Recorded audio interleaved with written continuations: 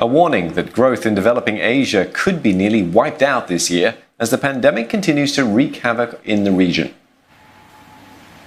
The Asian Development Bank has cut its forecast for the year to 0.1%. That's the slowest rate in 6 decades. Just 2 months ago, the bank was predicting growth of 2.2%. But things have deteriorated, with the bank citing worsening external trade and longer lockdowns. Developing Asia refers to the bank's 40 member states, but excludes the industrialized economies of Hong Kong, South Korea, Singapore, and Taiwan. The situation for South Asia was particularly grim. Instead of 4% growth, the bank says the region's economies will shrink by 3%. India, which is experiencing a surge in COVID-19 deaths and infections, is expected to see its economy contract by 4%. And for more, we're joined by Rebecca Bundan in Mumbai. So, Rebecca, this outlook for the Indian economy, is it particularly bad, though?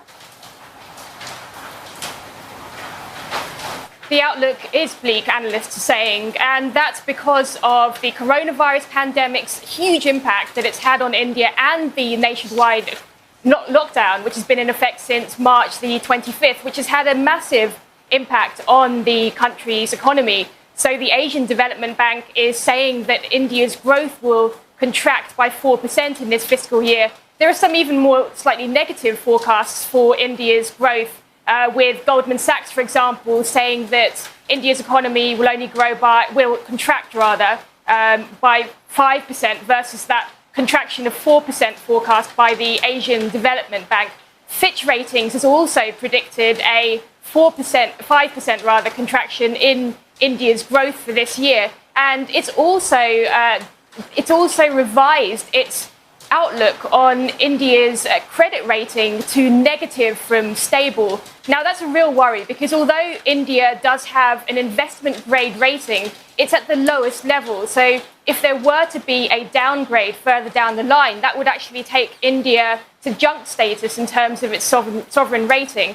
And that's something that could have an impact on investment and funding for India. So that really is a concern for analysts who are really saying that the nationwide lockdown has had a massive impact, even though the economy is now actually starting to open up. Narendra Modi, India's Prime Minister, and the various states have started to ease the lockdown and allowed more businesses to open up in an effort to try to revive economic growth. But in turn, that's actually increasing the number of infections that we're seeing in the country, which has actually seen its highest single-day spike.